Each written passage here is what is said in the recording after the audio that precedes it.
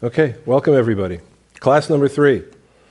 Tonight I'm going to diverge a little bit. We'll get right back to the Bill of Rights, because I want to give you some things that need to start to come into your purview of thoughts so you can begin to understand what you're looking at. Okay? So I'm going to use a couple of recent news events and teach you a little bit about how to read between the lines. Now, some of you here probably already know how to do all that stuff, but it is very, very important. And at the end, I'm going to give you all a challenge that I think will surprise all of you. Sort of homework for next week. I want to look at the indictment of Donald Trump for a second. Now, we've talked already at length about how it is illegal. Even the most liberal of legal scholars are saying this is crazy. You can't, as a state prosecutor, you can't grab a federal crime that all the feds have decided wasn't a crime and they weren't going to prosecute and now indict him for it. And so one of the things I want you to look at is how much of a democracy, I know we're a republic, but how much of a democracy do we really have if one Marxist prosecutor from arguably one of, if not the most liberal Marxist counties in the nation can upset an election? Now, he hasn't actually done that yet, but he's hoping he can. That is his goal. And I don't believe that Donald Trump will back down. I believe he'll run through the whole thing. But that's a different story. Donald Trump has a particular constitution that many people don't have. He grew up in arguably the toughest real estate market in the world and made billions of dollars, and didn't do that by being an easy pushover at all. And I personally think he thrives on this stuff. That's just my guess. I don't know that for sure. I got a kick out of someone who was testifying before those hacks with the partisan January 6th commission. Someone came up and testified how Donald Trump saw something and he said, "Oh no, I'm ruined. What am I going to do?" And I was like, yeah, okay. Okay, you're a credible witness. But I want you to understand something. There are some really big things going on behind the scenes, and some people who believe they can take over the planet because they own it, and all of us are absolutely useless to them. What happened the day before the Trump indictment deal was announced? Joe Biden. All of a sudden, when we finally got bank records to show exactly what happened, a big story, huge story, denying everything, denying it, we finally have the bank records. All of a sudden, we need a distraction. Time to indict Donald Trump. Play that card now. I'm telling you, right on cue. You look at all the other things. You go back and research a little bit. Every time there was a huge issue with Mr. Biden Sr. or Jr., Hunter Biden, all of a sudden an impeachment thing happened. So learn how to read between the lines a little bit. So understand, not only is this orchestrated, it's all orchestrated for reasons and all timed for reasons. You can look back through history and find many, many events that the exact same thing applies to.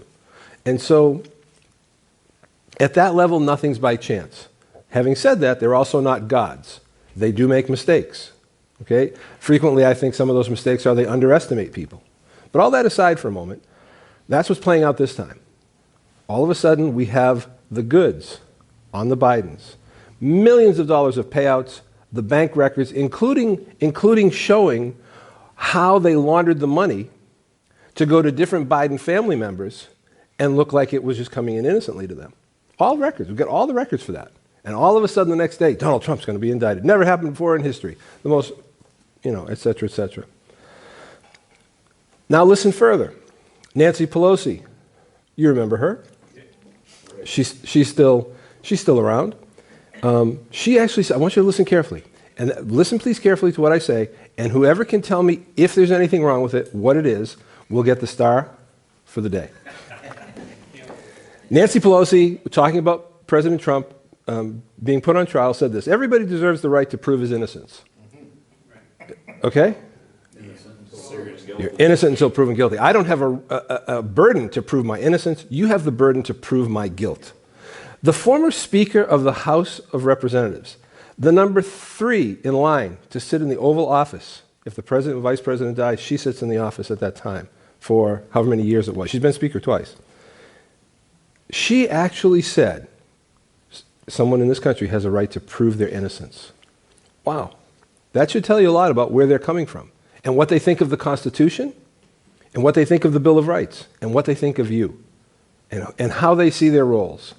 I'm the master. If I accuse you, you're guilty. Go ahead and prove your innocence.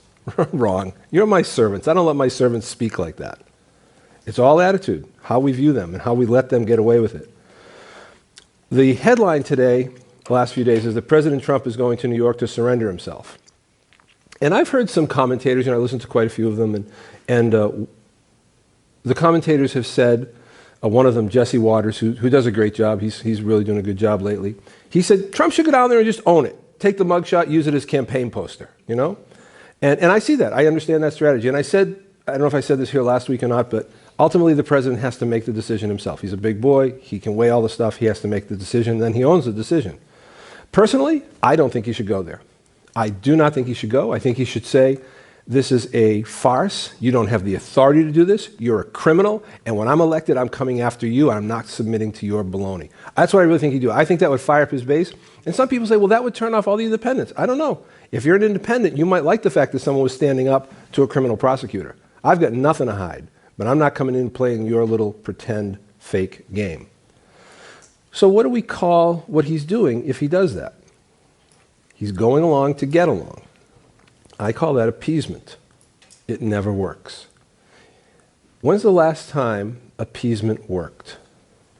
I'll wait, go ahead.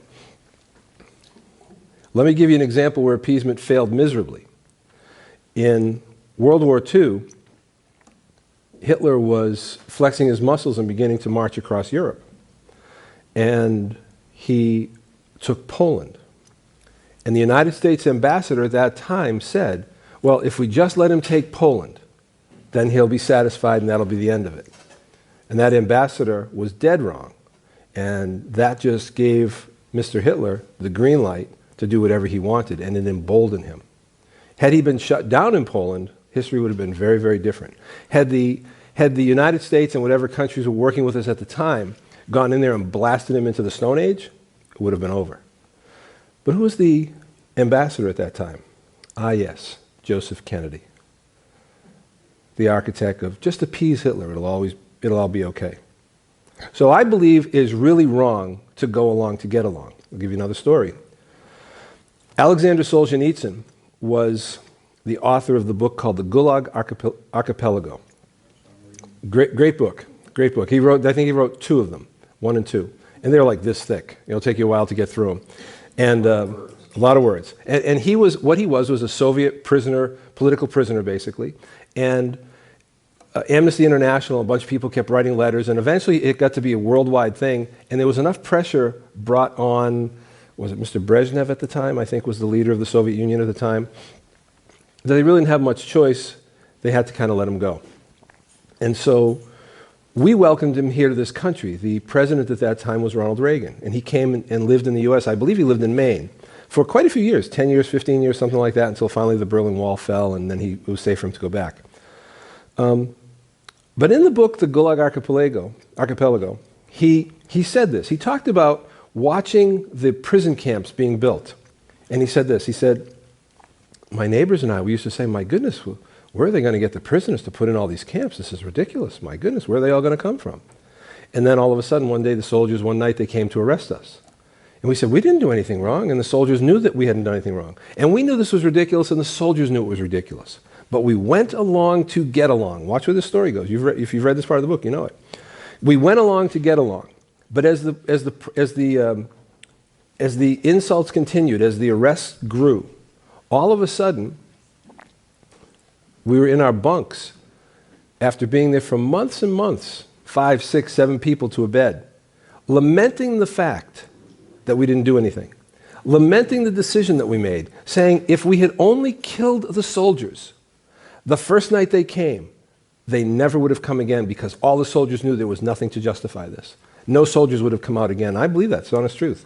And so Alexander Solzhenitsyn, who we hailed as this great champion of freedom, said in his writings, you should never let this happen at all. Never go along to get along, no matter what it takes. Kill those soldiers when they come. Oh, but they're innocent. No, they're not. They're following orders.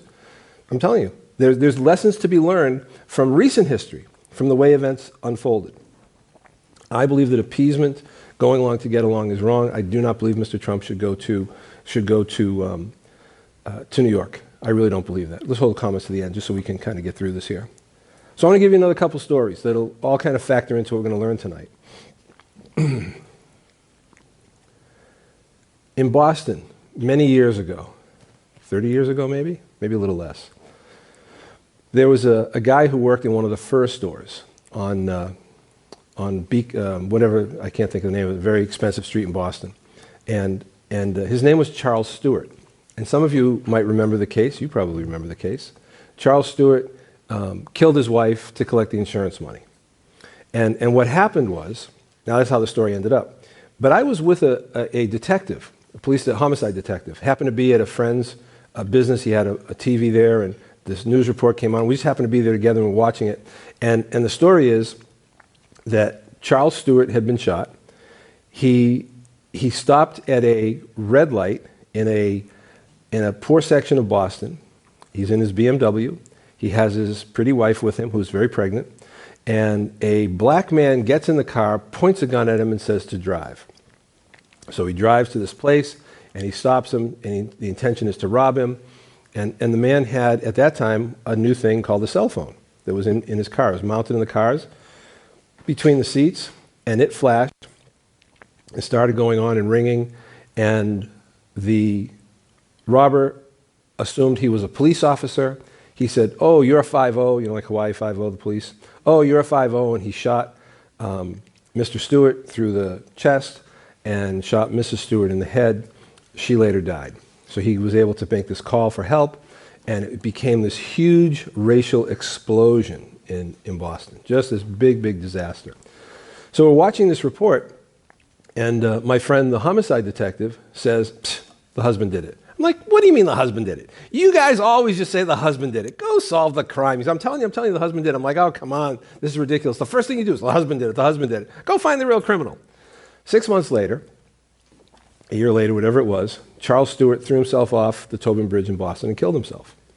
And there was another news report in the afternoon. They were fishing his body out of the Charles River. I'm like, "What in the world? Why? What happened?" Well, he had killed his wife, and the whole story came out. So I called Tom, the homicide detective, and I said, "We got to get together." And so I said to him, "How did you know that?" I said, "I owe you an apology." He said, "For what?" I said, "You were right.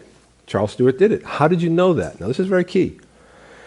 He said to me, "When we go into a domestic or any kind of a problem like that, we hear things, and we really don't know who's telling the truth. So we ask repeatedly, what happened? Tell me again what happened? What happened?" And we listen for inconsistencies, and we listen for anything that just doesn't make sense.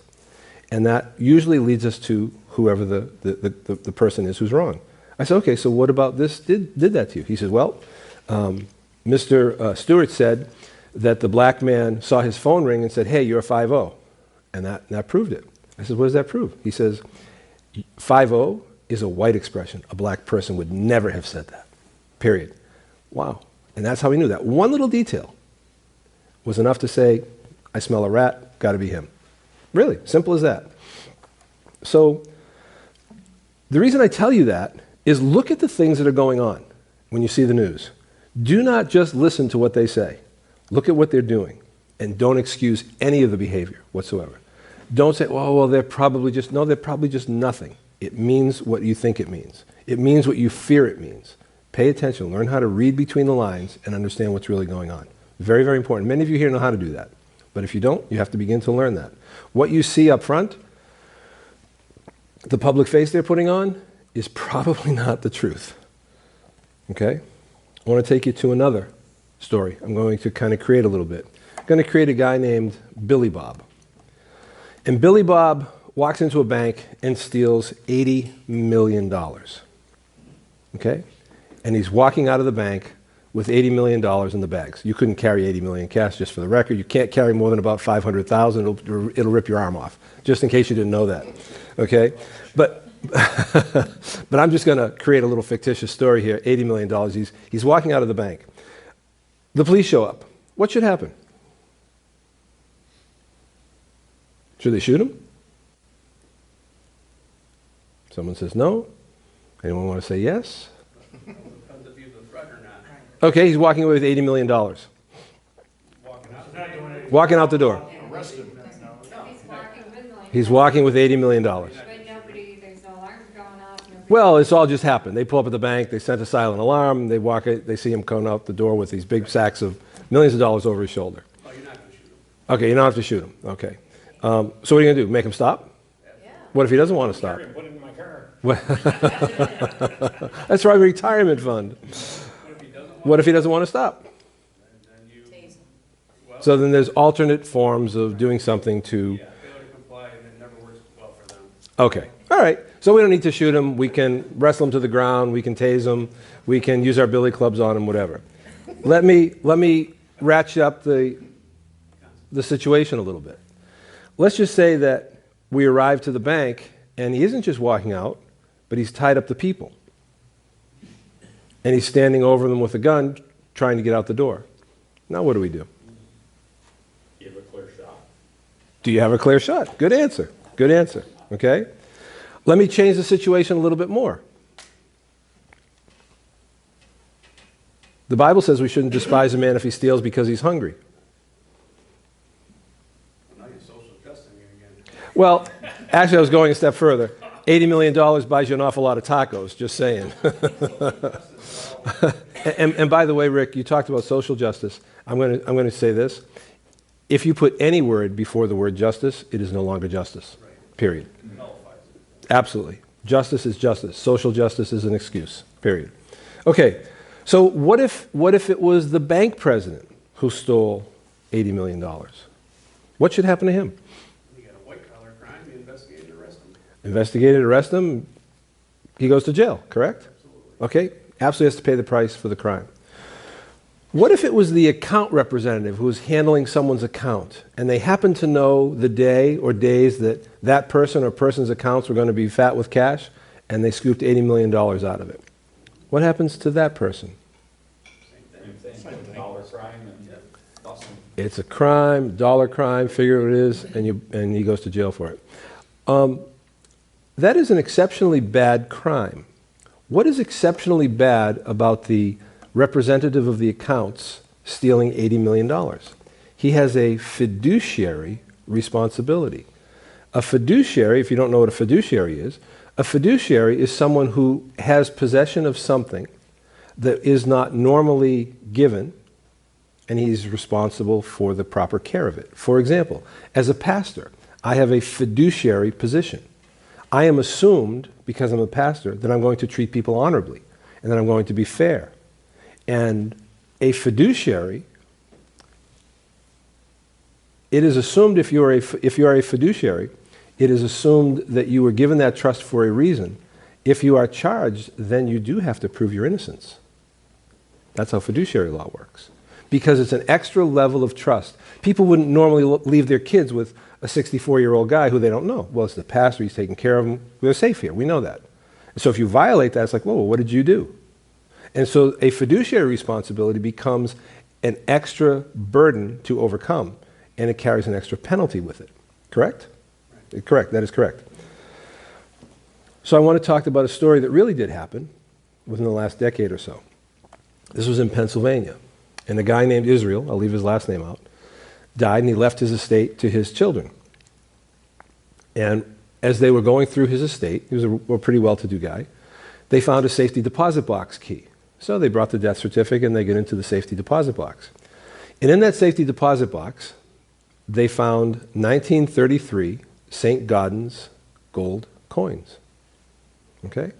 So the family didn't really know a whole lot about the gold coins, so they decided to take the gold coins to get them evaluated. Now there are thousands of coin dealers all over the United States that could evaluate them. So they took them to the most trusted coin dealer of all, the Mint.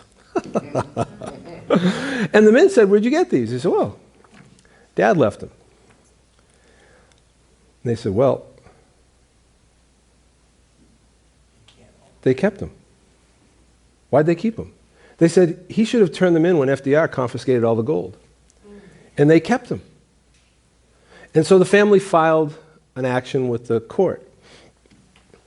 And in the court, the judge maintained that position, that they should have been turned in when FDR called them in, and therefore they had no right to them, period.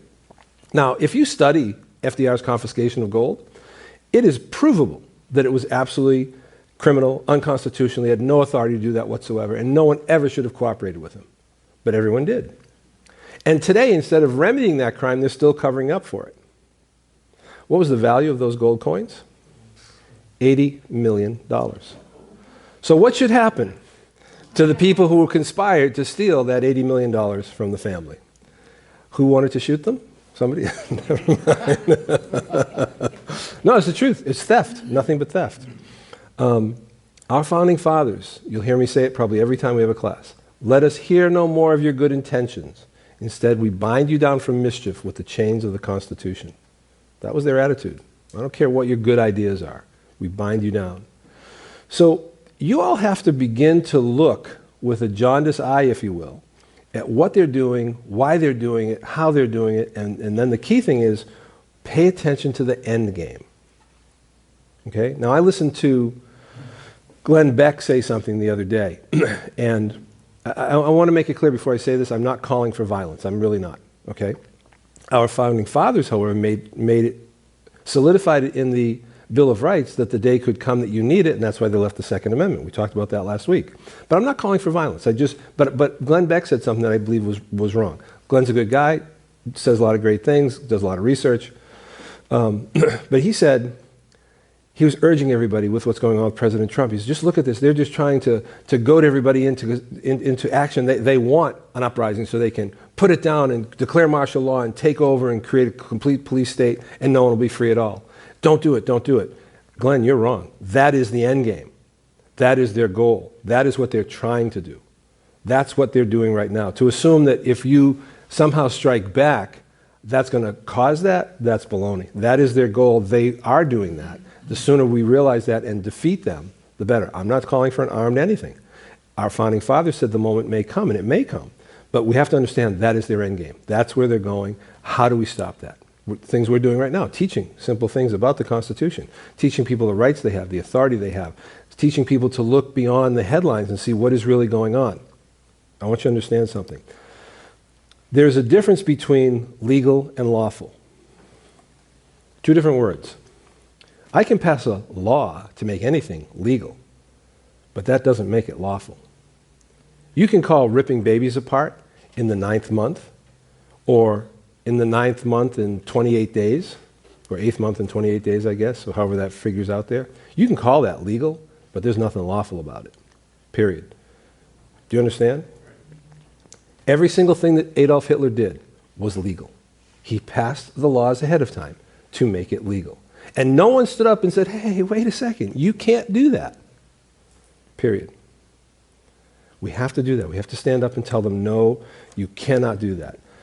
Much of what comes out of courts today there's a craft, I like to call it legal words of art. You know, they've got all these fancy ways of making it sound like what they're doing is lawful, but it is not lawful. We have to understand the law and hold them down. Richard Nixon's presidency ended because he bugged a hotel room. These guys have the entire country bugged, and nobody is stopping them. Period. We're allowing it as if somehow it's okay. It is not okay. It is a serious, serious problem. Tonight we're going to talk about the Fifth Amendment. And before I do, I want to let you hear from a law professor who has a lot to say. I was invited to give you a taste of a typical law school classroom experience here today, and I thought I would take advantage of this opportunity to do something that's been on my mind for a while.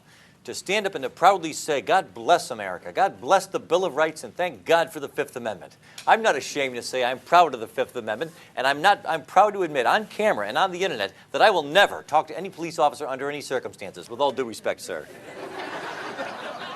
I'm doing something really extraordinary here today, something you'll almost never see another law professor do as long as you live. I'm really putting myself on the spot here. This was my idea. By my invitation, I have given up half of my time, approximately. I'm giving equal time and the last word to an expert who really knows something about what I'll be talking about. So I'm opening myself up to the possibility that he will contradict me. I was a criminal defense attorney when I was in private practice. So I want to make sure, in fairness to you, if I'm misleading you or giving you a slanted or one-sided presentation, you'll be able to get the last word from somebody else. I'm sure he'll have a lot to teach all of us, including myself. The Fifth Amendment to the United States Constitution provides, no person shall be compelled in any criminal case to be a witness against himself. And this unfortunate amendment has gotten a bad rap in recent times, much of it tragically and unnecessarily through, as you may have heard, the headlines. Let me read you something that was taken out of the newspaper this morning, and I want you to listen to it closely. And I'm giving you a heads up. I'm warning you in advance, which is not fair to you. Not fair to me, but I'm giving you a warning that I'll be quizzing you on this in just a few minutes. This will test your aptitude for legal study and legal practice. Listen closely. It won't take long. Last night, agents of the Norfolk Police Department found 3 victims of an apparent murder dead in an apartment in the East Ocean View area. The apparent victims of a gangland-style slaying, and possibly the victims of gang-related violence. The police are investigating this as a possible murder and suicide, but right now suspect that the 3 were all killed by the same individual. No suspects have yet been identified in the slaying, but veteran police detective George Brook has confirmed that police are following up on evidence pointing to the possible involvement of an off-duty naval officer as the perpetrator. The bodies, which were found by the apartment manager at about 8 o'clock in the morning, appear to have been slain sometime earlier in the same evening, probably sometime between midnight and 2 o'clock in the morning. That's it. Those are all the facts I'll ask you to remember, and it won't be for very long either. Let's see how well you do. I'll be quizzing you in just a few minutes. Now, here's the easiest question you'll ever get from a client in all the days of your life. Question, hey, the police are here. They want to talk to me. What should I do?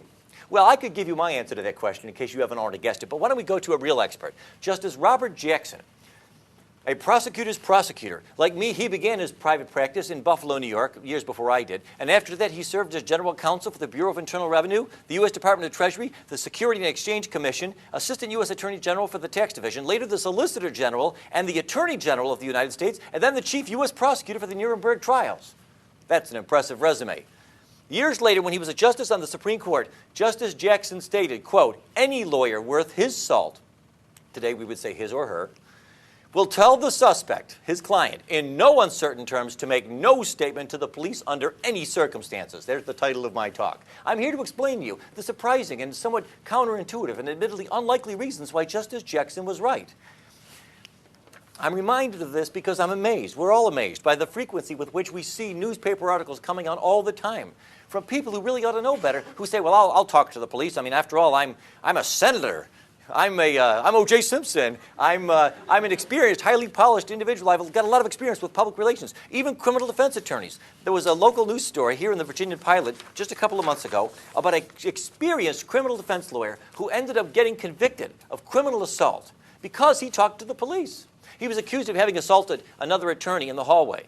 There were no other witnesses to this. A woman said that he grabbed her by the throat during an argument over a case. He denied it. At trial, it was his word against hers. He said, I did not even touch her. But unfortunately for him, when the police had approached him earlier and said, would you be willing to answer some questions? He said, sure, why not? I'm an attorney. I'm a criminal defense attorney. I'm savvy. I'm sophisticated. I've got oratorical prowess. I'm accustomed to dealing with the police, by all means. And then there was a conversation that was not recorded. When the case went to trial, it was no longer his word against hers, because when he testified at trial, I never touched her, the officer took her to the stand and testified, well, when I met with him, he said he did put his hand on her throat, but just as a joke. Then he had to take the stand again and say, that's not true. I never said that. I never admitted to you that now it's his word against 2 people. Who's telling the truth? We'll never know for sure. But he was found guilty. Now, here's part of the problem. The heart of the problem, as Justice Breyer on the U.S. Supreme Court explained in 1998, is, quote, the complexity of modern federal criminal law codified in several thousand sections of the United States Code and the virtually infinite variety of factual circumstances that might trigger an investigation into a possible violation of the law make it difficult for anyone to know in advance just when a particular set of statements might later appear to a prosecutor to be relevant to some investigation. One expert on criminal law recently noted that estimates of the current size of the body of federal criminal law vary, although it has been reported that the Congressional Research Service can no longer even count the current number of federal crimes. That's right, even the federal government has lost count. These laws are scattered over all 50 pages of the U.S. Code, encompassing roughly 27,000 pages. Worse yet, these statutes often incorporate by reference to the provisions of administrative regulations. Estimates of how many such regulations exist are even less well settled, although the ABA thinks there may be nearly 10,000.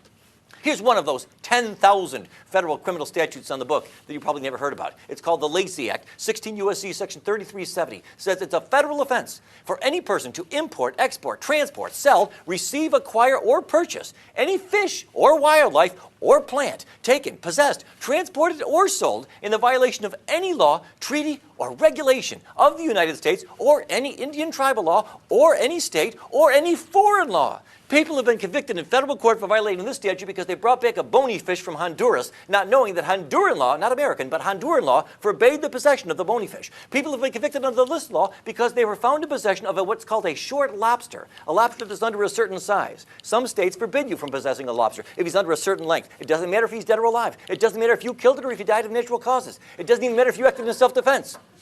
Did you know that? Did you know it can be a federal offense to be in possession of a lobster? Admit it. Raise your hand if you did not know that. There's the problem.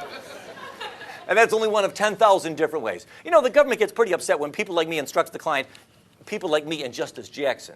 Don't talk to the police, don't answer any questions. But you know, they can't have it both ways. You people, you've got 10,000 different ways of convicting us. Good for you, but you know, with the bitter comes to the sweet, with the good comes to the bad. That's 10,000 different ways my client might unknowingly implicate himself in some sort of a criminal transaction.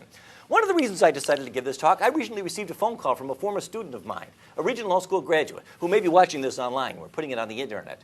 And he told me, hey, I've been approached by the Internal Revenue Service. They want to ask me a couple of questions. They ask if I'd be willing to. But they say that I'm not a suspect. And I know in my heart I don't think I've done anything wrong in violation of the Internal Revenue Service provisions. Lord have mercy. There's no man on earth, there's no woman in this country who can honestly say with complete confidence, I know I have never violated any provision of the Internal Revenue Code. He said, but they say I'm not a suspect and I know I've done nothing wrong. It's okay if I talk to him? I said, no, you tell them you will not talk to them without immunity. I explained to him why that was true, and he never heard from them again. Okay, why you should never talk to the police. Let me just spell it out for you. Let me make it plain to all of you. These are the top 10 reasons. I shouldn't really lie to you. I don't really have 10. I don't have time for 10, but I've got time for 8, and that'll be close enough.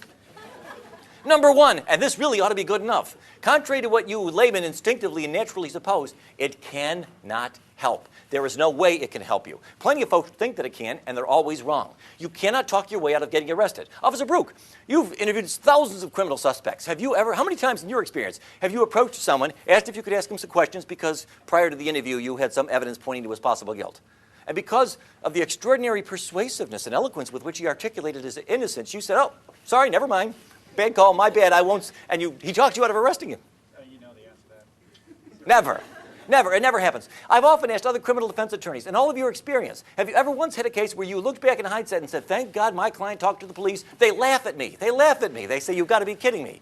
You cannot help you. You can't talk your way out of getting arrested. And contrary to what you might suppose if you never studied the rules of evidence, what you tell the police, even if it's exculpatory, cannot be used to help you at trial, because it's what we call hearsay. Under the rules of evidence, specifically Rule 801D2A, if you want to look it up, everything you tell the police, as the saying goes, can and will be used against you, but it cannot be used for you. From time to time, I've known attorneys who tried to call to the stand a police officer and say, officer, would you tell the jury what my client told you because what my client told him is actually good for my case? If you tried that at trial, the prosecutor will object to that as hearsay, and the judge will agree. The police will not be allowed, at your request, to tell the jury what your client told him, no matter how good it may be for your case. It cannot help. And that ought to be good enough reason. That ought to be reason enough to keep your mouth shut. But if you're not persuaded, let me go talk about a couple of others. Number 2, obviously one of the most obvious. If your client is guilty, as many of them are, but even if he's not, even if he's innocent, he may well admit his guilt with no benefit in return. Now, of course, many of you are thinking to yourself, well, what's so wrong about that? I mean, shouldn't guilty people be confessing? Confession's good for the soul. It's good for law enforcement. It's good for the prisons. Yes, sure, all those things are true. And like the rest of you, if I or anyone close to me is ever the victim of some sort of a serious crime, I hope they get the right guy. I hope they convict him. I hope they put him away. We all feel that way. Hey, but what's the rush, friends? You don't got to admit your guilt the first time they come by to meet with you. In federal court, 86% of all defendants plead guilty at some point before trial. If your client is guilty and really ought to punish and really ought to have go through some sort of a cleansing act of contrition and fess up and admit his guilt, there'll be plenty of time to do that. They almost always do. No need to rush, no need to tell the police something. Wait and see if perhaps your client can work out some sort of an arrangement where maybe he'll make some sort of compensation to the alleged victim, or maybe he'll be able to get some sort of a discount in his sentence. And he'll be treated fairly then, like everybody else who had the benefit of a good lawyer who said, please do not talk to the police. And don't forget, by the way, even if Even if your client only admits to things that the police already knew. You might think, well, what harm can it do? He says he wants to talk to the police. All he wants to do is admit that he was there, but the cops know that he was there. All right, go ahead and tell him. Well, how can it hurt? It might hurt if the police officer becomes transferred to Minnesota, or deceased, or injured, or comatose, or cannot be located by the time of trial. The case will be dismissed if there's no confession. But if your client admits to things, that confession is freely admissible against him and can be a basis for getting him convicted all by himself. Senator Larry Craig can explain all of this to you. The Innocence Project of the United States has confirmed that in more than 25% of all the cases where an innocent man was convicted and then later released from prison after he was exonerated by DNA evidence, in more than a quarter of those cases, these innocent people we know to be innocent, made incriminating statements, delivered outright confessions, or pled guilty. How do they do that? He'll tell us all about it, I trust.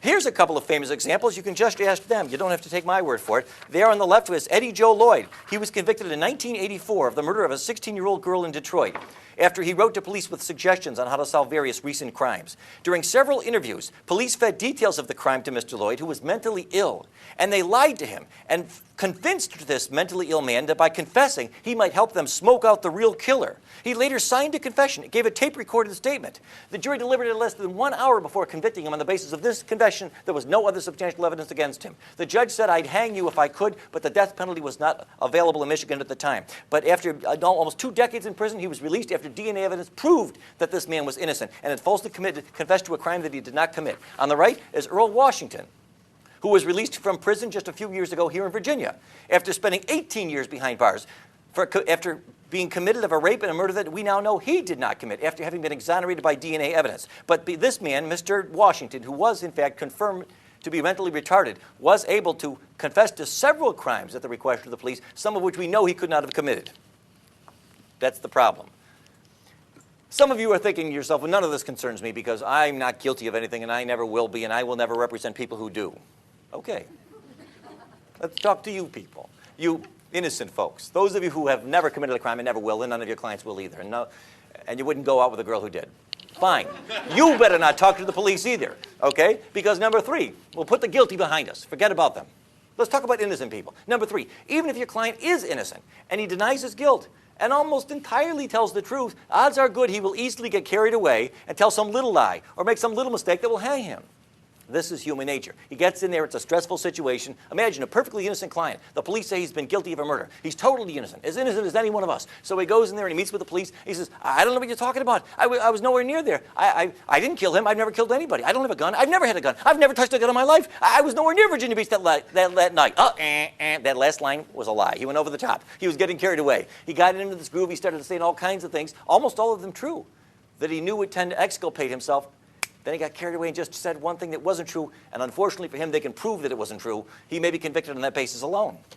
But let's say, well, that's not a problem. I'll tell my client only to tell the truth. I've met with him. I know he won't lie to the police. He won't make any mistakes. Okay, that's still no guarantee you won't be getting into trouble. Because even if your client is innocent and only tells the truth and doesn't say anything that is false. Now, already, mind you, we're pretty well nigh into fantasy land. The odds of anybody being able to pull this off are really quite slim, no matter how innocent they may be. But just the same, let's pretend. Let's assume he gives the police nothing but the truth, and he is totally innocent. He will always give the police some information that can be used to help convict him. Always. For example, suppose you tell this to the police. Here's what your client tells to the police in his denial of guilt. I don't know what you were talking about. I didn't kill Jones. I don't know who did. I wasn't anywhere near that place. I don't have a gun. I've never owned a gun in my life. I don't even know how to use a gun. Yeah, sure, I never liked the guy, but who did? I wouldn't kill him. I've never hurt anybody in my life, and I would never do such a thing. Let's suppose every word of that is true. 100% of it is true. What will the jury hear at trial? Officer Brook, was there anything about this, your interrogation, your interview with the suspect that made you concerned that he might be the right one? Yes, there was. He confessed to me that he never liked the guy. And then the prosecutor will put that up in big letters, and he'll say, ladies and gentlemen of the jury, it's pretty clear that we've got the right guy here. We've proven that he was in Virginia Beach that night. That's opportunity. And remember, Officer Brook admitted that after extended questioning, he was finally able to get the defendant to admit that he never liked the guy. There's your motive. Motive plus opportunity. Wham, bam. Please. But juries eat it up. And innocent people get convicted this way sometimes. How often? Hopefully not too often, but we know what happens. The United States Supreme Court, don't take my word for this. In Ohio versus Reiner, the Supreme Court of the United States said, quote, one of the Fifth Amendment's basic functions is to protect innocent men who otherwise might be ensnared by ambiguous circumstances. Truthful responses of an innocent witness, as well as those of a wrongdoer, may provide the government with incriminating evidence from the speaker's own mouth. See, it's not just some criminal defense attorney telling you this. Even the Supreme Court says I'm right. Under the facts of that case, by the way, in Ohio versus Reiner, a child tragically was died, apparently the result of shaken baby syndrome. Question was who had shaken this baby to death. And one of the possible suspects was a babysitter who had spent some time with the child that week. The babysitter's story was, I don't know what you're talking about. I did not kill the child. I did not see it happen. I don't know who shook the baby. It was never me. I never did anything of any violent nature to the child. The Ohio State Court said, well, you've got no Fifth Amendment privilege. You, by your own admission, told the investigators that you've done nothing wrong, that you were not involved, so obviously your answers can't incriminate you. The United States Supreme Court reversed and said, well, that's not true. Even though this babysitter denies shaking the child, denies seeing the child die, denies knowing how the child died, this babysitter, by her own admission, apparently the government wanted to ask whether the babysitter might have been with the child at some point that week, during the week prior to the death. And that answer, although by itself not sufficient to convict anybody, could help convict her. That means she's got a Fifth Amendment right to refuse to answer to the question the court held, because it could be used to help convict. Ullman versus United States, which the Supreme Court said more than 50 years ago, eerily prophetic. They said too many Americans, even those who should be better advised, view this privilege as a shelter for wrongdoers. They too readily assume that those who invoke it are either guilty of crime or commit perjury in claiming the privilege. That's not true, and it never has been. But it gets worse. Can it get worse? It can. Number 5, even if your client is innocent and only tells you the truth and does not tell the police anything incriminating, which, by the way, is almost impossible to pull this off. I mean, imagine talking to the police for 2, 3, 4 hours, and somebody like him can't somehow manage to extract from you something that could be used to help convict you. That'd be extraordinary. I don't think anybody's pulled it off. But even if you could pull it off, there's still a grave chance that his answers can and will be used to crucify you in a court of law if the police, no offense, don't recall his testimony with 100% accuracy. All right, now this brings us back to that pop quiz I warned you about. I told you earlier, remember, it's only been a few minutes, and you weren't up all night, and you weren't the subject of physical duress. You were in the relaxed setting of a classroom here. You were given heads up, advance notice that you would be quizzed on this. Question. We'll start with a couple of easy ones. Remember that article I read you about that? How many people did the police find shot to death last night at that Ocean View apartment that I told you about? A, 1, B, 2, C, 3, D, 4. Who says A? B. C. Get this. Get that with a camera. Move that camera around. Look how many hands we've got there for C. Okay, D. You're all wrong. Everybody who raised their hand, you are the kind of people who should never talk to the police under any circumstances for as long as you live. Why is C not the right answer, by the way? If you know, raise your hand. Yes? Because you didn't state the cause of death. Excellent. I didn't say anybody was shot. I didn't say gun, bullet, shooting, firearms. Didn't use any of those words. But I don't blame you if you thought that I did. This is the way the human mind works. We hear things. We fill in details. I said gangland-style slaying. That may or may not imply something, but it doesn't mean that anybody was shot. And that's the problem. You see, even if your client is innocent and only tells the truth and doesn't tell them anything incriminating, and his statement is videotaped, his answers can be used to crucify him. You might say, wait, how can that happen? I insisted, in my insistence, I called the police and I said, look, if you want to talk to my client, you can talk to him, but only if you videotape the whole thing. I don't want there to be any debate between the two of you over what happened. Okay, we'll videotape the whole thing. If the police don't recall their questions with 100% accuracy, he'll be convicted on that statement alone. For example, suppose a man goes to the police, they say, we're investigating a possible murder, a shooting. And the guy says, quote, I don't know who killed Jones, Officer Brook, with all due respect. It wasn't me. I've never touched or fired a gun in my life. How can that help incriminate this man? How could that possibly be used against this man to help convict him? You would think it's inconceivable. But it's as easy as pie. All the officer has to do is read this statement to the jury, and then the prosecutor says, Officer Brook, was there anything about that statement that confused you or surprised you? Yes, there was, he says, in a moment of sinister, high drama in the courtroom. And what was that? And then Officer Brook turns to the jurors and he says, I never said anything about a shooting. I said we were investigating a murder. He was the one who brought up a gun. Then you turn to your client, and your client says, that's not true, that's not true. I remember he was the one, or one of the cops. I was with them for 3 hours. One of them in the car said something about, they said they had a witness that I was the shooter. Okay, I'll put you on the stand. And then your client testifies, no, they did tell me shooting. They mentioned it before I said anything about a gun. They brought it up first. And then the police said, that's not true. And now what? It's your word against theirs? For what? You're gambling with your client's life. And police officers can very easily make a mistake like that, just as so many of you did just a few minutes ago, about whether you recalled having heard me say something about somebody actually being shot. Police make mistakes, innocently inadvertently, unintentionally, any statement, no matter how exculpatory it may seem on its face, can be used to crucify you all by itself if the police are either willing to lie, not likely, or if they just have an innocent misrecollection of the details as to what they did and did not tell you before you told them what you said.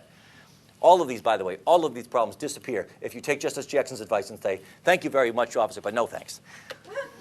How about this one? Here we go. Now, here's the most surprising of all. I've saved the most surprising one for last. Let's suppose you've got the following scenario. Your client's thinking about talking to the police. He acts like he says, I've got nothing to hide. They think that I killed somebody in Virginia Beach last night. Well, this is what your client tells you in confidence. I don't know who robbed that store. It wasn't me. In fact, I've got a pretty good alibi. I wasn't even in Virginia Beach that night, last night. I was 4 hours away visiting my mother in the Outer Banks. Unfortunately, no, I did not pay for gas with a credit card. I used cash, and so I've got no witnesses that can prove I was there except my word, and of course, Mama, for what that's worth, which is nothing. So your client says, so the police want to talk to me, and I want to seem cooperative, so what I'll do is I'll tell them that I was in the Outer Banks last night. Now, there's nothing on its face incriminating about any of that. Let's assume, by the way, that you believe with all your doubt. You've given your client a polygraph exam. You've known him for years. You've been going to the same Bible study for 30 years. You know beyond a shadow of a doubt that he's telling you the truth. And he's not admitting anything. He's not admitting motive. He's not admitting opportunity. He's not admitting that he was there. How on earth could this come back to haunt us? How on earth could this come back to be used against us? Be honest. Raise your hand if you really think the answer to that question is, I can't see how it could possibly be used against me. You're afraid I'll call on you, right? I won't call on you. Well, you're wrong. You're dead wrong. You're always wrong. Everything you say, every time you talk to the police, you will regret it. You see, the problem is, here it is. This is the last point. I think it's almost, even if your client is innocent and only tells the truth and doesn't tell the police anything incriminating, and the entire interview, questions and answers are videotaped, even his truthful answers can be helped to use crucify even an innocent man if the police, through no fault of theirs, end up in the possession of any evidence, even mistaken and unreliable evidence, that anything your client told them was false, even if in fact it was true. Again, going back to this example from a moment ago. Let's suppose I go ahead and I meet with the police. I think I got nothing to hide. I tell them I was in the Outer Banks last night, officer. How can that be used to convict me? By itself, it cannot. It cannot help at all by itself. But what if I later find out, to my horror, after I put my cards on the table, that they've got a witness, a girl that I went to high school with, an unimpeachable witness. We've never been enemies. She'd have no reason to lie. She swears she thinks she saw me in Virginia Beach last night, a couple of blocks away from that store, about an hour before it was robbed. Now, her testimony by itself isn't going to help the prosecutor. Hell, if she's all they've got, I'll get this case thrown out before trial. But if, like an idiot, I talked to the police and I told them the truth, I told them I was in the Outer Banks, and now, lo and behold, tragically, it turns out they've got a witness, a false, mistaken, confused, but sincere and credible witness who could testify that I was here in Virginia Beach. Now they're likely to get a conviction. Because what they'll do, I've just turned this cop and this woman into the government star witnesses. They'll put Officer Brook on to testify about how my client lied to him about being in the Outer Banks, and then they'll put on this girl who otherwise would have not even helped with their case at all, who will testify, no, that's not true. That was a lie. I saw Mr. Duane's client here in Virginia an hour before the robbery, not so far from the store. By herself, she would not have helped the government in any significant way. But what I have just done, you see, is given them the other part of the puzzle. And now I'm doomed. Just ask them. I close with this example. Here we have a couple of recent celebrity examples of why it is that even people who admit nothing always end up denying it. They always end up regretting it. On the left, we have Martha Stewart. She was the subject of an extensive government investigation that was looking into the possibility that she was guilty of violations of certain federal laws, securities laws, fraud kinds of things. They couldn't pin that on her, but they were able to get a conviction because she denied it. Talking to the police and later to some of the shareholders, she said, no, it's not true. I was not guilty. So they charged her with lying to federal investigators, and they got a conviction, and she was sentenced to 5 months in prison. Marion Jones on the right side, another person who would still be out today if she had always taken the advice that I'm giving you now. She was asked if she had ever used steroids, a controlled substance. And instead of taking the fifth, she said, no, I never took steroids when I won those Olympic gold medals. Later on, it turned out that she was lying. She worked out a deal. She pled guilty. She admitted that she was lying. And she, over her strenuous, tear-filled objection, even though she has 2 young children, was just recently sentenced to prison for 6 months. The guy who sold her the steroids, the pusher, he got only 4 months. But she got 6 months because she lied to the police and said that she did not do it. You see the problem. Michael Vick, who recently pled guilty, as you know, to these charges with respect to the operation of this dog combat sort of operation at his home. At sentencing, like many other criminal defendants, even though he eventually pled guilty at sentencing, one of the reasons his sentence was a little harder than it might have otherwise been, the judge said, was because when he initially met with the police, he lied to them and said, I didn't do anything. I didn't do it. I don't know what you're talking about. Even guilty people, but not only guilty people, will always end up regretting talking to the police. So my advice to you, Justice Jackson was right. Any sane, competent lawyer in his right mind will always tell every client under all circumstances, I don't care if you're innocent. I don't care if it's the truth. If it's the truth, great. We'll tell the jury all about it. There'll be time enough to put our cards on the table. But before we get there, I haven't seen yet what the police got. They may have mistaken and confused witnesses who will contradict even the truthful stuff that you say. We have no way to know, no way to predict whether the information that you give them, even if truthful and reliable, will end up unwittingly dispelling our demise. So keep your mouth shut. Don't answer any questions. Let's take the fifth. You'll be glad that you did. God bless America. God bless the Bill of Rights and the geniuses who bequeathed it to us. But now, in fairness, I give equal time, or what's left of equal time, to a police officer who will explain to the extent to which, if any, he agrees or disagrees with anything I've got to say. I have no idea to know what he's going to say, but it'll be interesting. Here, let me give him the microphone. Let's give him a hand. Officer George Brook, the Virginia Beach Police Department.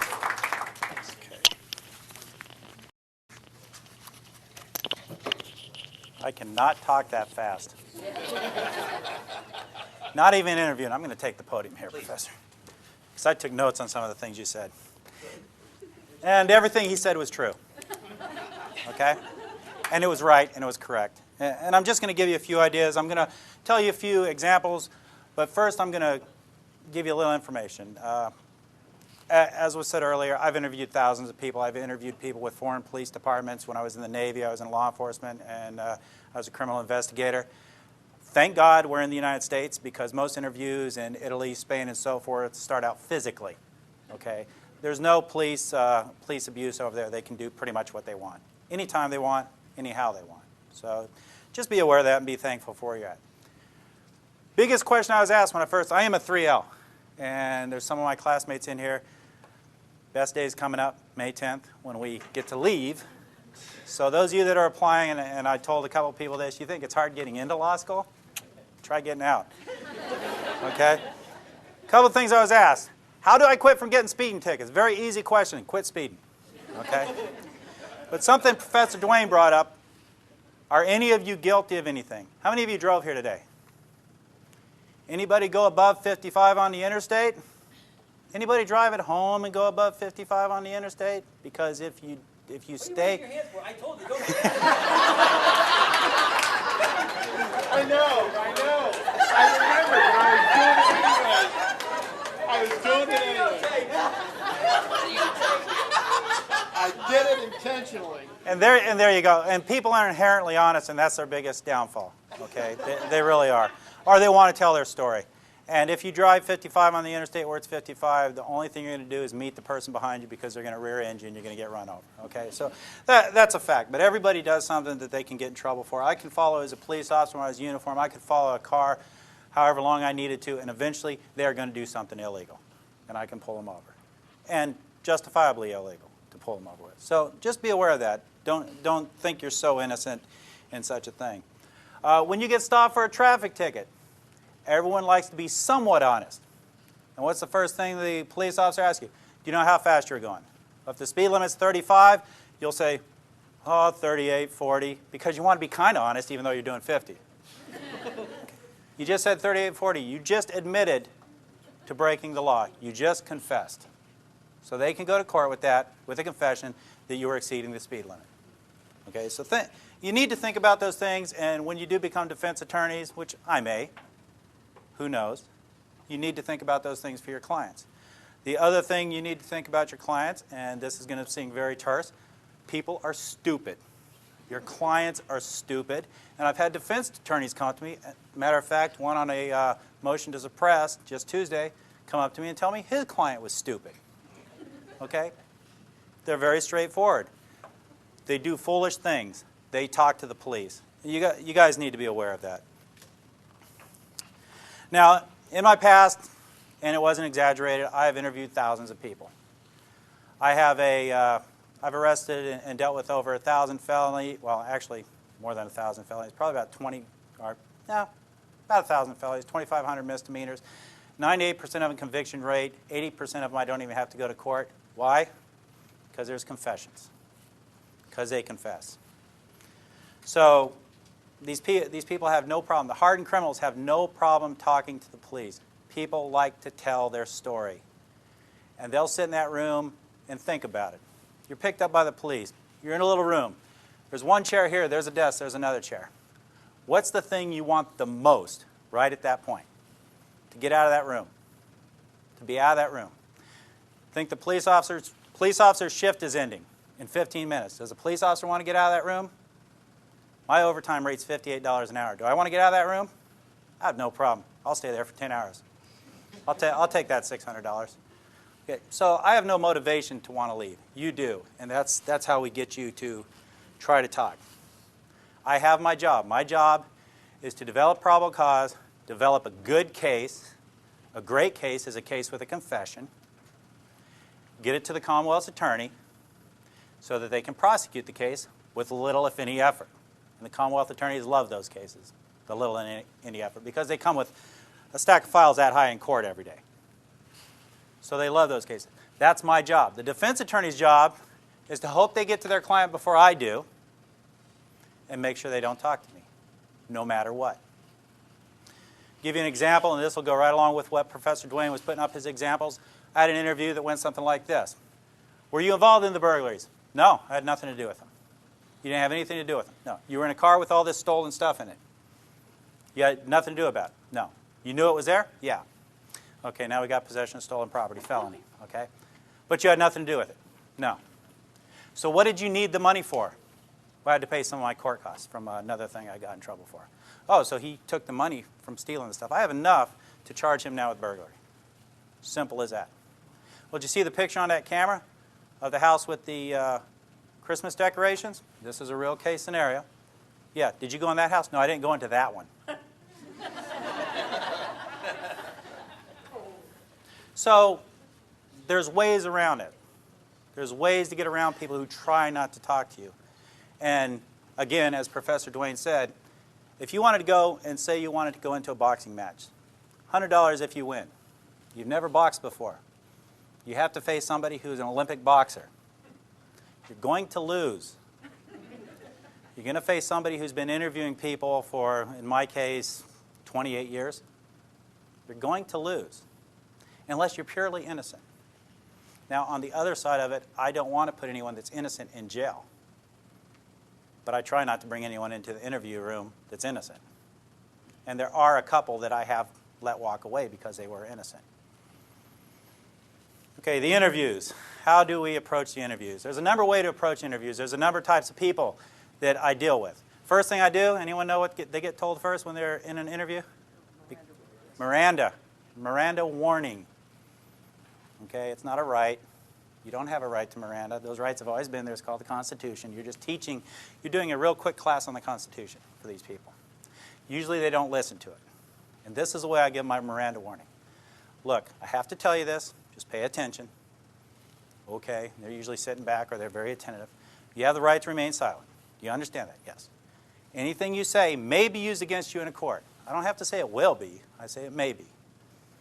Okay, and they get that. You have a right to an attorney, and if you can't afford one, one may be appointed to represent you. Got that. You can decide not to quit talking to me at any time and exercise these rights. Do you understand that? Sure. Now, before I do the primary thing that's needed with those rights, and that's to get a waiver, I say, now, before you say anything, let me tell you what I know. And over all the time I've had to put together what this individual was supposedly involved in, and I only say supposedly because Professor Dwayne's sitting over there, that this individual was involved in, I will tell the story that I've put together, and it'll be pretty close to what happened. And I can see that it's pretty close to what happened because that individual starts slumping down in their chair. They'll put their hand to their face, doing this in their mind, oh my God, I'm going to jail forever. Okay? And I can see it. And I said, now that you know what I know, do you want to talk to me? And why do I do that? Because if I didn't do that, is if I said, do you want to talk to me, they'll say no. So I give them the time to think about, and then comes the next phrase. Now, before you start talking to me, let me tell you the difference between a lie and a truth.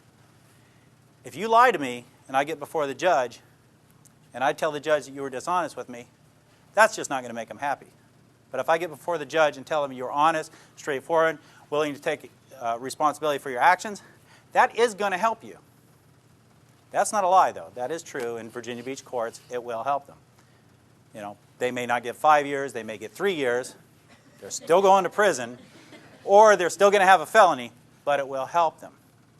And then I have to determine what kind of person I have. And there's two types. There's the one, like I mentioned to you earlier, where I have to talk to them about different things, get into their own skin, as the word is, and try and get them to talk to me and discuss things.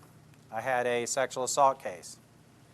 I had to talk to the guy how hot the woman was, and I understand where he was coming from. And when I said that, we were buds. And he started talking to me. And he's still sitting in prison. Okay? So you've got to get in there and you've got to go places. The other side is, I can't try and act like that individual acts. Okay? I can't try and act like what we call lovingly a hood rat. I can't try and act and talk like him. Because I'm an older white guy. We don't talk like that, and that would be an insult. And you can't insult people. It doesn't matter who they are. It doesn't matter where they grew up. It doesn't matter where they're from. You can't insult people like that. You have to be yourself. So you have to get into their mindset and the way they're thinking and have a discussion with them. The other type of person is the one that likes to tell a story. This young man, great man. I love him to death. He didn't go to jail because I went to bat for him, because I felt sorry for him. He was a newlywed. He was having money problems. Former Marine. I said, tell me what happened. And he told me this beautiful story about what happened.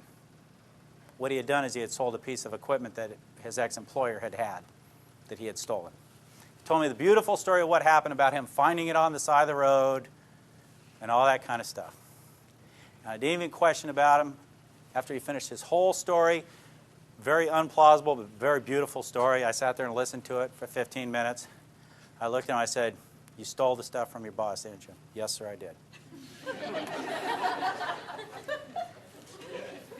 I had nothing. I really had nothing except the fact that he had sold it.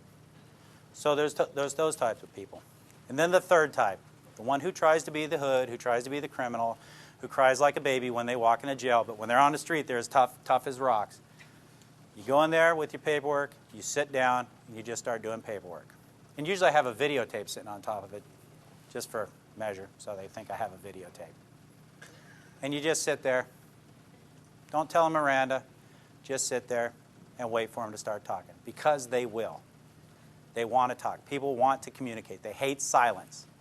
That's why when people speak, you hear, when they're talking, because they need to fill that void with something. People hate silence. So that's the other one. So that's another way. So you see how there's an unlevel playing field here. Even with the most educated individual, there's an unlevel playing field. If you talk to the police, everything's going to be written down. If you get pulled over for a ticket, they give you the ticket and you pull off. Do you ever see the cop pull off right after you? Usually not. That's because on the back of their ticket, they're writing down everything you said. And it's going to come into court if you go to court. Everything that's said, I write down. Every phone call I make has to have a listening device on it. Is that illegal? How many parties need to know that a phone conversation in Virginia is being recorded? One. Me. I knew it was recorded. I get many, many confessions over the phone.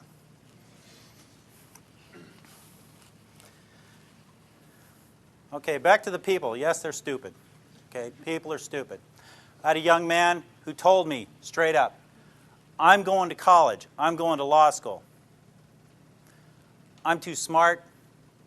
You'll never find out what happened. Okay. He was going to Tidewater Community College. The law school of, I suppose. Tidewater Community College. He was the partner to the one who I told you the interview about just a little while ago, where I would ask him what he needed the money for. He was his partner. And he was very smart. So he thought. He thought he was a very intelligent individual. I ended up arresting him 5 times out of his house. His mother hated me. She liked me the first time. She apologized.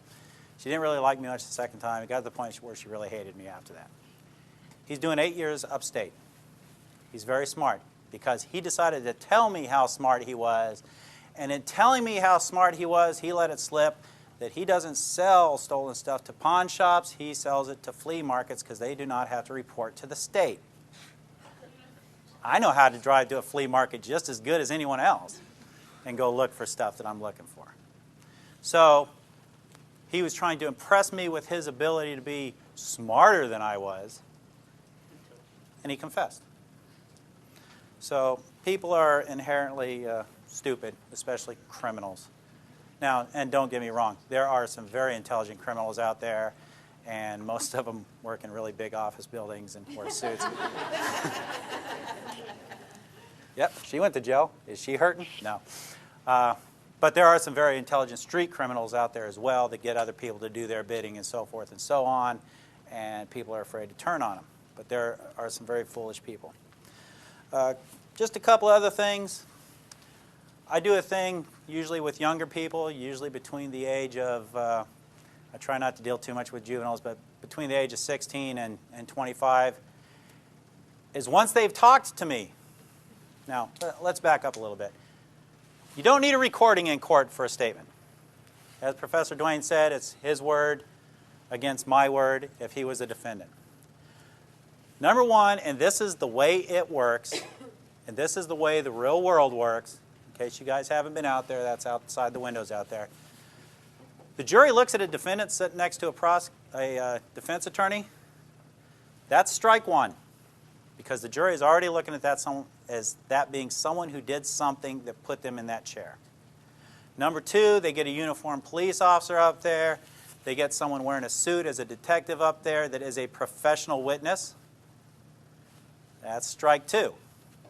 So now they have a professional witness against them. And then if they've confessed and that professional witness is going to sit there and read from his or her notes, the confession, that's strike three. Go get your orange jumpsuit. Do not pass go. Do not collect $200. So they have all those strikes against them. And I know you're innocent till proven guilty, but it's a jury of your peers. And the perception is if you're sitting next to a defense attorney, you have to prove you're innocent. And that's just the perception of a lot of the jury. No matter how many jury instructions they get, they still perceive that person is a hoodlum, is a criminal. And no matter how hard some defense attorneys try to put their clients in suits and have them sit up at the table, if the trial is a long trial, they fall back to their old ways and they start acting and speaking in a way that's not very good for their case. So saying that, you don't have to have a recording. My suppression hearing, a statement was trying to be suppressed because when I record a confession or an interview, because we don't do interrogations, the police, we do not do interrogations. That's a bad, mean, Nazi kind of word, okay? We do interviews, okay? And you'd be amazed how much difference it makes when you use that one word versus interrogation. I'll take it off the tape and I'll have my secretary put it to paper. Immediately afterwards, I'll take that tape and I'll scan it over my magnet, throw it in my box so I can use it again. I do not keep the tape. It is not evidence. It's not required to be evidence. It is there. If it's there for the court, it's just extra. You don't have to have that. But it's really good to have.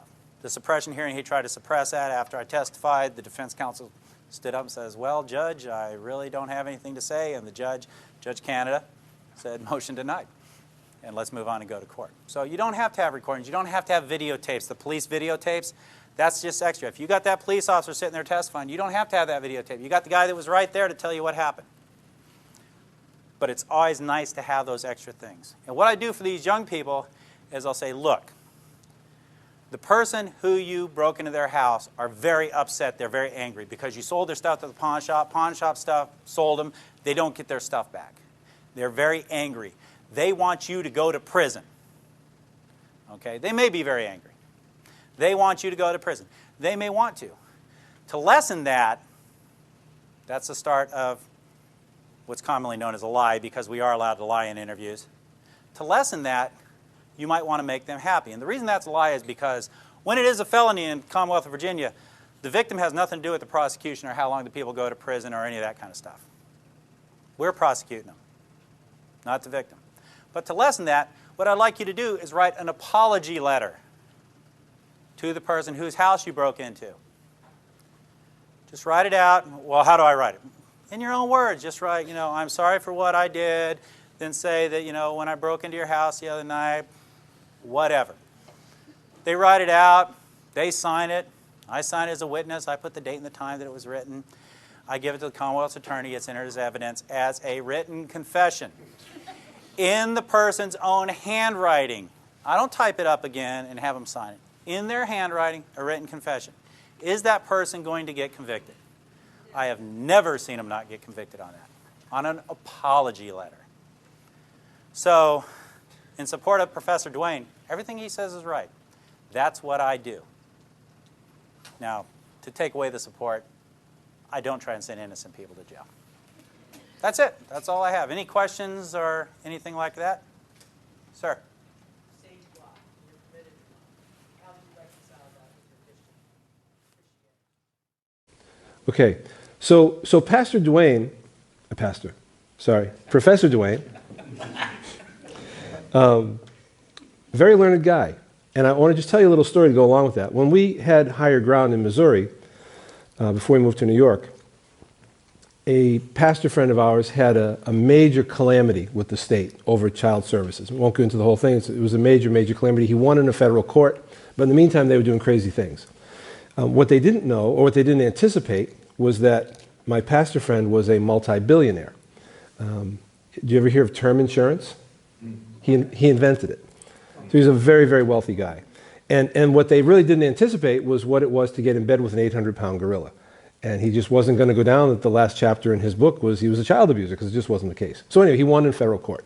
Having said that, one of the ways he won was he literally spent millions of dollars and brought the best attorneys in all of Missouri in to work with him.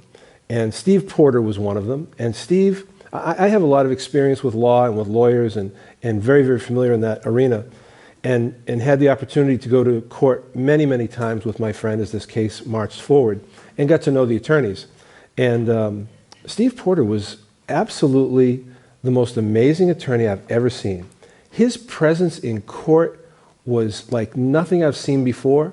His command of law was second to none.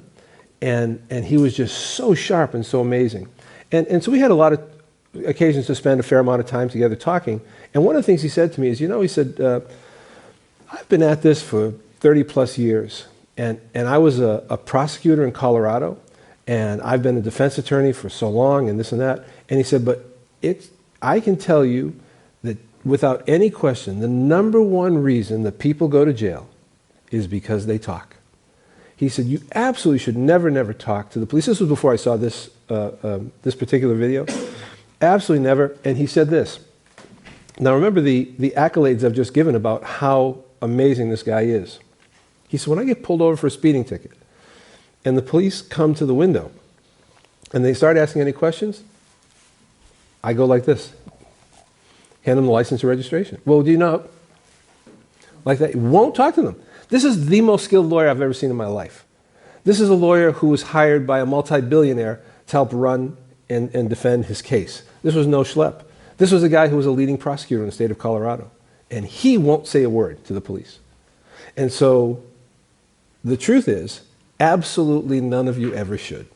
Just realize that. And you say, oh, but I've got nothing to hide. I think the good professor said it all very, very clearly. All of that to introduce the Fifth Amendment. So the Fifth Amendment says this. No person shall be held to answer for a capital or otherwise infamous crime unless on a presentment or indictment of a grand jury, except in cases arising in the land or naval forces or in the militia, when in actual service in time of war or public danger, nor shall any person be subject for the same offense to be twice put in jeopardy of life or limb. I'm just going to pause there for a minute. And so first of all, there needs to be a presentment or an indictment, okay? And we'll get into that in a minute. Second of all is The rules are different if you're in the military. Probably a lot of reasons for that. Some of which may be that the military can't be limited in some of its charges because of what are civilian standards. Because in the military, sometimes in order to execute a war or a defense, some liberties must perhaps be taken. I'm not really sure, but it is in there, period. And so the military has different standards and different rules that they follow. However, you're not being attacked as a member of the military for anything. You are a citizen of the United States, and therefore you are entitled to the Fifth Amendment. Now, in addition to that, nor shall be compelled in any criminal case to be a witness against himself. So you cannot be compelled to be a witness against yourself. Listen to this. Nor be deprived of life, liberty, or property without due process of law. I'm going to come back to that. Nor shall private property be taken for public use without just compensation. Okay? So let's just look at this for a couple minutes. So, first of all, people say that the Fifth Amendment is a guarantee against you incriminating yourself. It is not. It is a guarantee that you never have to speak any type of witness about yourself at all, period. Now, that's very important because it has become known that you don't have, the Fifth Amendment protects you from incriminating yourself. It does not. If you listen to The Good Professor, anytime you open your mouth, you're probably going to incriminate yourself. Okay? But that aside, that's not what this says. I do not have to be a witness against myself, ever, period. No, you cannot compel me to, period. Bobby Kennedy, when he was Attorney General during John Kennedy's administration, he got really tough on organized crime. And they had hearings in Congress about it. And there was one mobster, I'm not sure which one it was, I forget, you could look it up, who was brought in to testify before Bobby Kennedy's committee or this congressional committee there. And it was all about organized crime. So they brought this big mobster in. And if you've ever seen the recordings, it's really worth watching. You probably find them on YouTube. It's amazing. It's that old 1960s newsreel footage kind of stuff, and all black and white, of course. And they got the guy there, and they say to him, "Mr. So-and-so, did you ever blah, blah, blah, or did you ever know so-and-so?" And the mobster leans over to his attorney. "On advice of counsel, I want you to know that I am invoking my Fifth Amendment right, and I will not be answering that question." Okay, so they ask him another question. "On advice of counsel, I am invoking my Fifth Amendment rights and will not be answering any questions." They asked him 5 or 6 questions. He gave that answer every time. And finally, Mr. Kennedy, or whoever it was, said, "Mr. So-and-so, is it your intention to invoke the Fifth Amendment every time we ask you a question?" "On advice of counsel, I respectfully decline to answer on the grounds of the Fifth Amendment." Okay? And he walked away. Now, did he ultimately get convicted, whatever? I don't know. But this notorious mobster who had a good lawyer didn't say a word, just wouldn't testify, period. You all have that right. Never, never, never to testify. And I tell you right now, these were 2 very good examples of how you should absolutely never, never talk to the police. You have a Fifth Amendment right. It's there for a reason. Use it. The Fifth Amendment was put into our Constitution to protect we the people from the power of the government and overzealous actions of tax collectors against the common man. That's why it was put there. They had this experience with tax collectors. Private property is the essence of freedom. I said to you last week that privacy was the essential element of freedom. It is, but so is private property, period. And you can't be deprived of life, which is your ultimate private property, liberty, or any private property without due process of law. What is due process of law? Well, it's a whole lot of steps. It's a whole lot of steps. And it's interesting to watch. My favorite due process enemy turned advocate was Andrew Cuomo, who would attack people and dismiss them and they should be this and they should be that, simply because they were accused, until the day he was accused. And then he said, there's due process of law. Ah, very interesting. You see, when it was important to him, he stood up and protected it. We are innocent until proven guilty. You never have the burden of proving your innocence. They must prove your guilt beyond all reasonable doubt. That's very important. You have to remember that. And due process includes a trial by jury. That's part of the process, a 12-man jury. Until then, you are innocent until you get convicted. That's why I have such a tremendous problem with what's going on today with all of these people and all of these organizations who, when someone is accused, they immediately strip them of everything. I mean, was it Rosie O'Donnell, who had the show? No, it's Roseanne Barr. Roseanne Barr, thank you, Roseanne Barr. And she had a show, and she made a comment in support of Donald Trump. Within less than an hour, her show had been canceled, she'd been fired, all those people were out of work, and she was this pariah who couldn't be touched. What in the world? What is that? What happened to free speech? This is preposterous. Preposterous. Why does that stuff continue? Simply because we, the people, allow it to continue. We could shut that all down tomorrow. As a matter of fact, they were doing that stuff, and Ron DeSantis stood up against Disney and said, well, tell you what, you can't act like that, and because you did, it's going to cost you. And all of a sudden, all those woke corporations were like, oh, gee, maybe we shouldn't do this stuff. When all of a sudden there was going to be a financial cost to them, huge financial cost. And that actually just finally played out in the last month when Disney lost all of their special privileges they had. Done. So why are we listening to this? Why should we put up with you? Period. So we, the people, can do an awful lot with that. There can be no valid trial by jury of less than 12 men. Hunt versus the state Hunt versus State in 61 Mississippi. That's the citation of that law. This has been violated by many states with 6-man juries. They do that for easier convictions. I talked about that last week. For personal liberty, how would you answer a person who is trying to entrap or coerce you out of your rights, money, or property? I cannot be compelled to answer your question. I invoke my Fifth Amendment right not to be a witness against myself. I want to tell you about what I call the magic words. 4 magic words.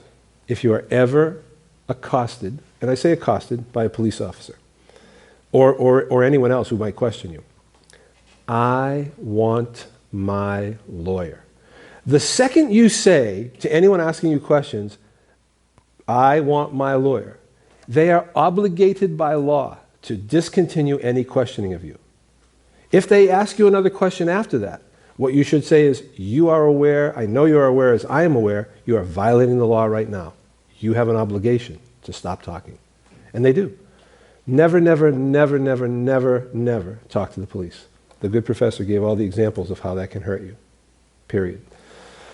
The Fifth Amendment guarantees every American the right not to be a witness against himself, even in response to an IRS summons. It can be asserted in my proceeding, in any proceeding, civil, criminal, administrative, or judicial. The U.S. Supreme Court versus Argumentes said that in 1991. You can assert your Fifth Amendment right in absolutely any court proceeding, period. I have a Fifth Amendment right, I'm exercising it now. They cannot take it away. It's important. Some prosecutors would like you to think that they could. In the United States versus Johnson in 76, it says this: the privilege, the right, against self-incrimination is neither accorded to the passive resistant nor the person who is ignorant of his rights. It is a fighting clause. Its benefits can be retained only by sustained combat. This is the Supreme Court saying this. It cannot be claimed by an attorney or a solicitor. It is valid only when insisted upon by a belligerent claimant in person. You've got the right, but I've said to you before, any right you're not willing to defend or insist upon, you do not have.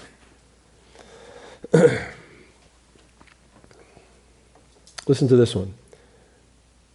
There is a principle which is a bar against all information, which is proof against all arguments, which cannot fail to keep a man in everlasting ignorance.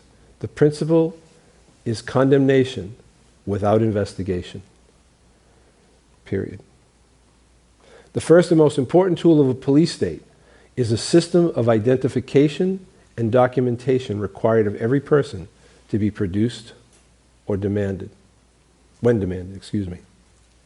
Now, for a very long time, there was a move in this country to get a national ID card, and it has been struck down time and time and time again.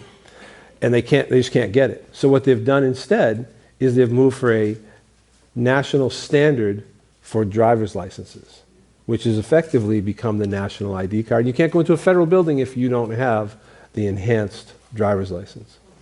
Oh, you didn't know that? You can't go into a federal building and you can't get on a plane.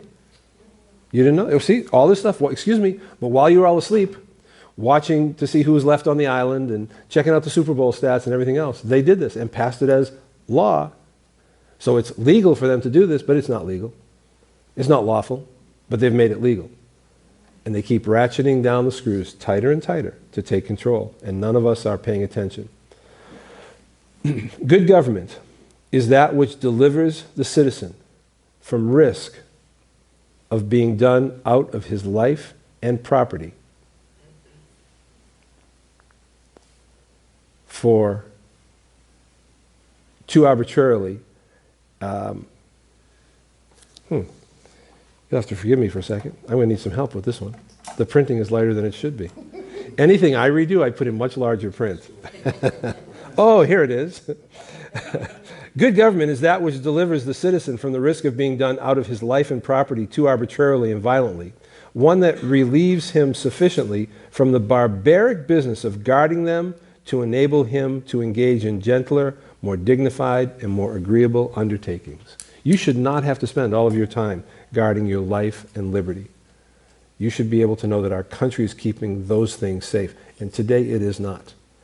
It is not. So that's the Fifth Amendment. And I'm going to leave you with a question for next week. Okay? And this is an important one. So how did we get in this mess? And what is the nature of the mess? There is something afoot. And I'm going to suggest to you that the answer to that question is found in a little thing called a check. Now, if you'll indulge me for a minute, I'm going to ask you a question, and I'm going to send you all home with a quiz. So I'm going to identify a check. This just happens to be one of my checks, but you can go check all of your checks. It's all the same thing. Okay? And on the check, in the upper right-hand corner, is your name or your business name. And the next thing down is pay to the order of. Over on the right here, it says the date. Then there's a little box. And I'm going to pick on someone for a second. Could the camera follow me for just a second, please? Tell me what is right after the word paid to the order of? Oh, you need your glasses too? That's all right. What is this mark right here? A watermark? A blank line. A blank line. Very good. A blank line. Okay. And then I'll just stay here. And then below the blank line is another what? A blank line. And on that blank line, you write out the words of how much you're making out the check for. And then there's the name of the banking institution. Mm-hmm. And then over here, there's the word memo. And then what is there? Is it routing? Oh, four. No, a blank, another line. Do you see above the numbers? Above the numbers 4. What's it for? What do you see where it says memo? What do you see? Another A blank line. Another blank line. Yes. And that's where you write down it was for paint or whatever it is. And then over here is a place you put your signature on another Blank line. another blank line. Except I think you'll all be very surprised when I tell you that all these lines on the check, the one where you put your signature is not a blank line. They're a bunch of words. What you're perceiving as a blank line on your checks as well as any of mine is not a blank line at all. There is a message there in a microscopic print. And I'll give a star to whoever can figure out what that says. Next week, all of your checks say the same thing. All of your checks say the same thing. What is that line that is not a line? Why are the words on that are so important that you may or may not find it on Google? That's a good point. I've never Googled it. I'm not sure what it'll tell you. And what are the what are the words and why are they there? And why is it important that they be there? And what does it mean? And I will tell you that the answer to that question, which you will get next week, hopefully you can bring me the answer to what the words say, is the beginning of all the problems that we have. Thank you very much. That's it for today.